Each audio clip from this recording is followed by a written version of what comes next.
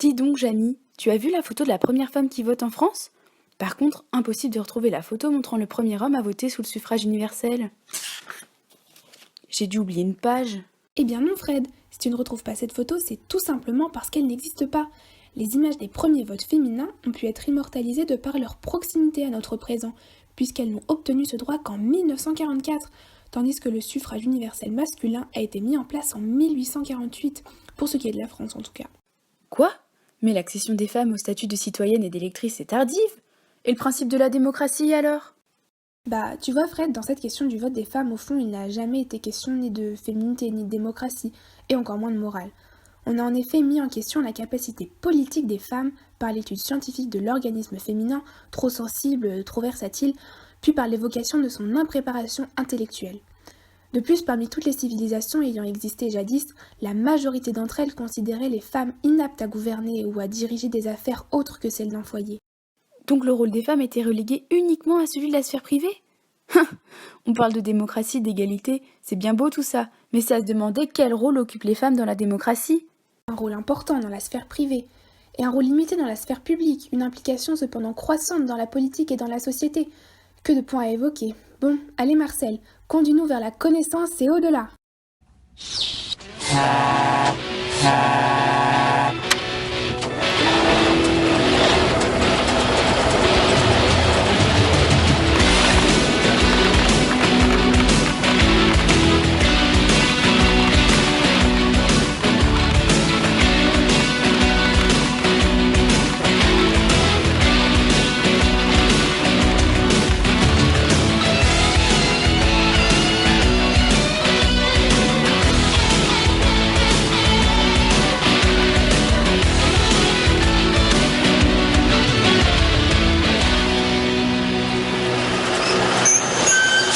D'après ce que je sais, Jamy, aussi loin que nos sociétés existent, la femme a toujours été placée en retrait.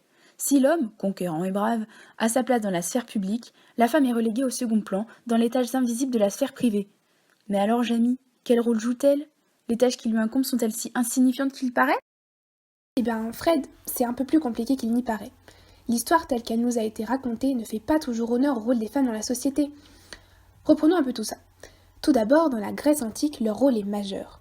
En effet, en donnant la vie, elles transmettent la citoyenneté. Tu sais, à l'époque, cette transmission, elle est primordiale, puisqu'elle permettra à l'enfant, si c'est un garçon, de devenir un citoyen une fois adulte. Il pourra alors travailler dans la politique, par exemple, et faire prospérer à son tour la société. La femme, dans son rôle de mère, est donc un pilier de la société démocratique, même dans ce qu'on appelle l'oikos en grec. Mais l'action politique, elle se joue aussi dans l'intimité. Par exemple, dans sa pièce Lysistrata, Aristophane évoque la grève du sexe des femmes pour obtenir la paix. Parce que bien sûr, si une gynécocratie semble impensable à l'époque, les femmes peuvent parvenir néanmoins à faire entendre leur voix. Et tu sais Fred que récemment encore, ce mode d'expression a refait surface pour défendre le droit à l'avortement. C'est quand même une sacrée initiative. Alors ça, c'est sûr, Jamy. Mais c'est pas tout Fred, la femme doit également veiller à la surveillance des enfants et parfois même à leur éducation.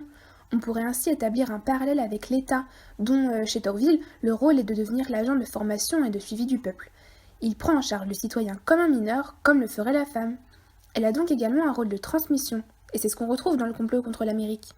Hé Fred, si tu veux suivre, prends ton livre à la page 317. Tu trouveras écrit Ma mère allumait les chandelles du Shabbat rituellement, de façon touchante, avec toute la délicatesse de gestes dont elle s'était imprégnée enfant en voyant faire sa propre mère.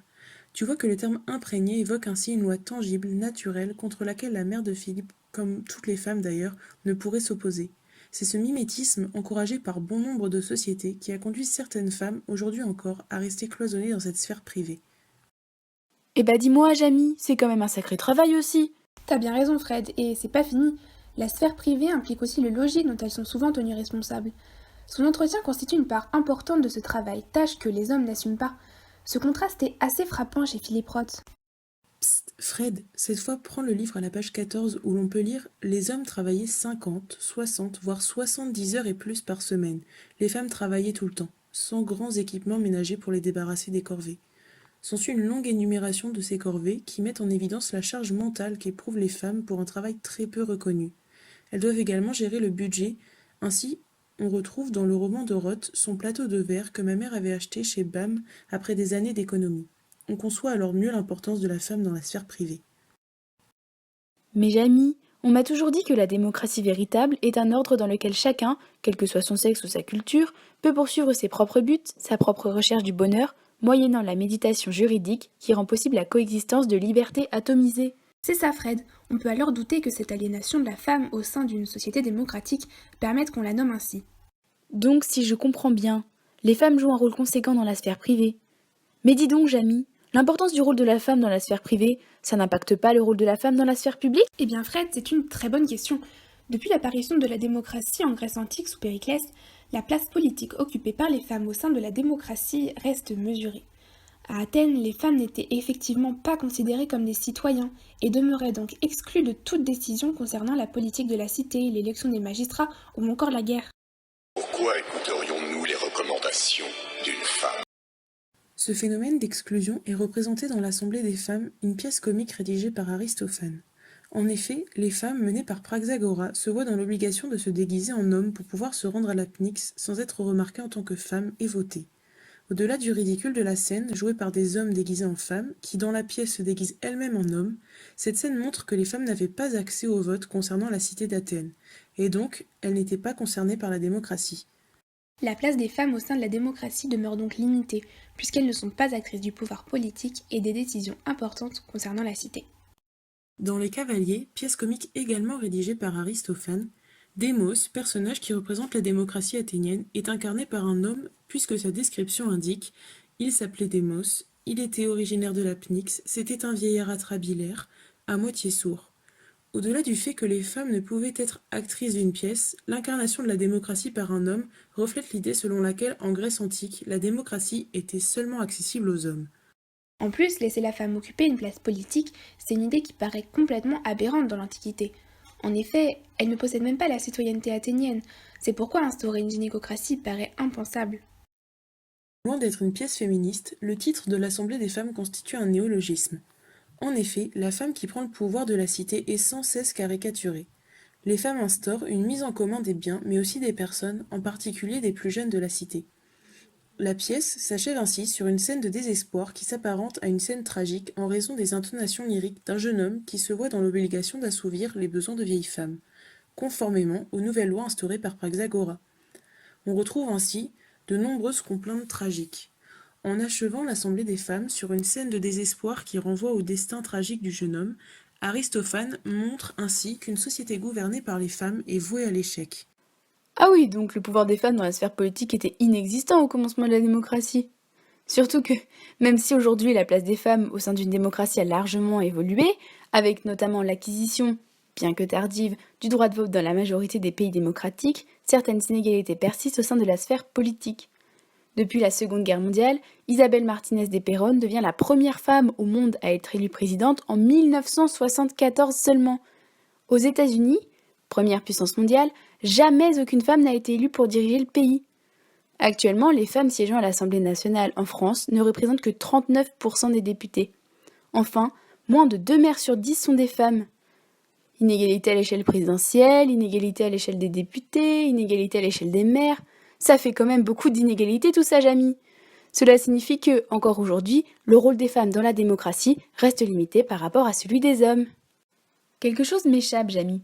Les femmes ont tout de même leur place dans la société et la politique depuis plusieurs décennies, elles s'y investissent. Regarde au XXe siècle, beaucoup de femmes ont fait avancer la science et l'art. Marie Curie, Frida Kahlo, Valentina Tereshkova, Fred? Colette... Bon, Fred, j'ai compris où tu veux en venir. Bien sûr, les femmes ont aujourd'hui une place de plus en plus importante dans la société, mais laisse-moi commencer par le début. Certes, Fred, les femmes sont de plus en plus intégrées et impliquées dans la sphère publique. Cependant, certaines dans l'histoire se sont battues il y a des centaines d'années pour le bien commun, l'égalité ou la science. Leur implication n'est pas nouvelle, mais fut souvent écrasée par la majorité masculine. Dans la pièce d'Aristophane, l'Assemblée des femmes, un groupe de jeunes femmes est dirigé par Praxagora. Cette dernière est très impliquée dans son combat pour l'égalité des richesses, des biens, l'accès à la nourriture ou encore les relations sociales. L'auteur nous montre qu'une partie de la population féminine mise à l'écart et rabaissée par leur mari est finalement capable de penser pour le peuple, pour son bien-être, sans faire passer ses priorités, ses souhaits de gloire avant le bien commun. Messieurs, laissez-moi vous rappeler que cette pièce est tout sauf féministe. Oui, bien sûr, mais là où je veux en venir en utilisant la pièce d'Aristophane, c'est que Trop souvent, les femmes ont été mises à l'écart et sous-estimées, alors qu'elles dévoilent des qualités essentielles pour gouverner correctement, ou du moins pour pouvoir participer à la vie politique. Loin de ce que les hommes ont pensé pendant trop longtemps, elles sont capables de réfléchir, de prendre des décisions seules. Le rôle d'intendant domestique leur offre une certaine autonomie individuelle malgré tout.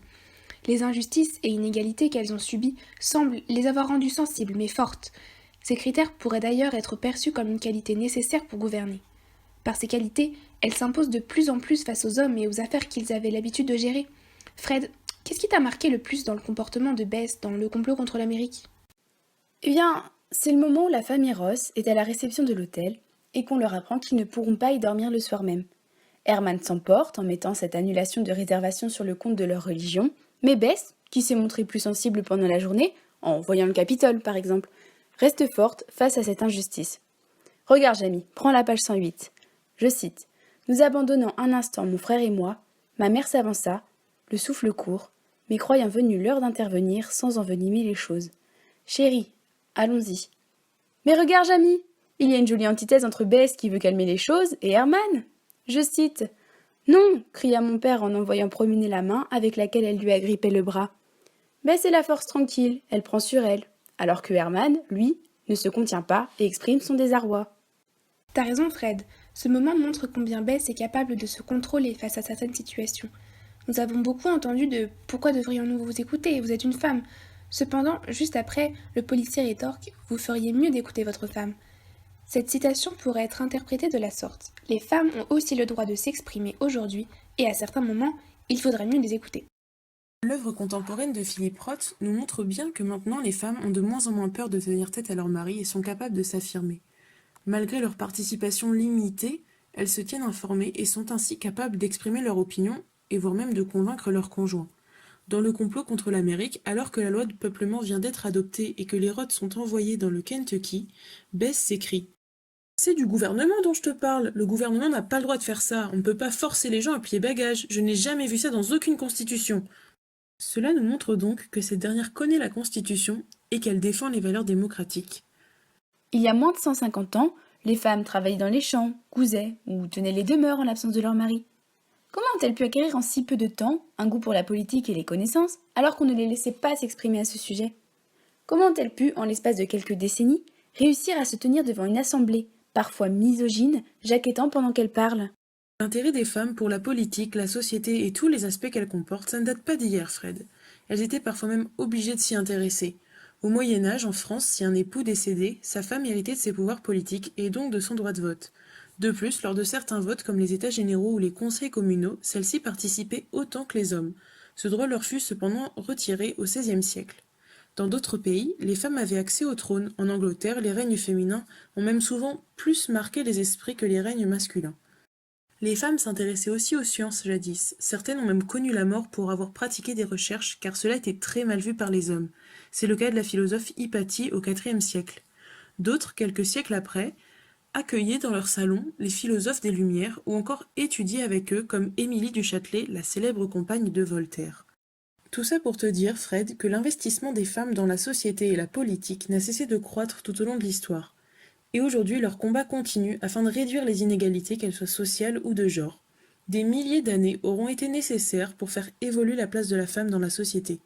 Cependant, ces dernières années, de plus en plus de mouvements, manifestations et procédures ont permis et permettent encore de nos jours de réduire les inégalités hommes-femmes.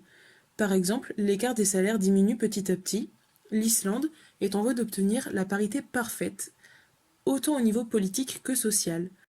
Autre exemple, en Espagne, afin que la carrière professionnelle des femmes ne soit pas impactée par leur grossesse et leur congé maternité, les hommes en 2021 auront autant de congés paternité que les femmes. Enfin, dans certains pays orientaux, encore très conservateurs, les femmes ont aujourd'hui le droit de passer leur permis et de conduire seules. Cela marque un premier pas vers leur autonomie. Beaucoup pensent aujourd'hui que reconnaître la femme en tant qu'individu est bien sûr la moindre des choses, et qu'établir l'égalité entre les individus ne signifie pas remplacer une domination par une autre, il s'agit plutôt de cultiver les différences entre les femmes et les hommes, et de rechercher des particularités qui permettront d'aboutir à une complémentarité qui est encore inédite. Eh bien, Jamie, on en a appris des choses aujourd'hui. Ce numéro touche à sa fin. On va devoir filer pour de nouvelles aventures scientifiques et historiques. Un petit bilan avant de laisser nos féministes en herbe ? D'accord Fred, donc Pour vous résumer tout ça, la femme a toujours eu un rôle dans la société, mais son impact était moins grand que celui des hommes au vu de l'importance qu'on accordait à sa voix. Elle avait tout de même des responsabilités comme l'entretien du logis et l'accompagnement des jeunes enfants. Dans la sphère publique, c'est bien différent. Dans la Grèce antique, elles n'y ont même pas accès, et aujourd'hui encore, leur place n'est pas identique à celle des hommes, parce que de nombreuses inégalités subsistent. Les choses changent donc, mais changent lentement. Si la femme est aujourd'hui bel et bien reconnue, du moins en France, en tant qu'individu du même rang que l'homme, c'est loin d'être le cas partout. Une démocratie devrait donc cultiver les différences entre l'homme et la femme jusqu'à trouver cette complémentarité, cet équilibre entre les sexes qui jusqu'ici n'a pas été atteint. C'est sur ces bases pérennes que pourra se construire la société de demain, mais le chemin est encore long, Fred. Mais gardons espoir, la lutte continue et la science n'attend pas. En avant!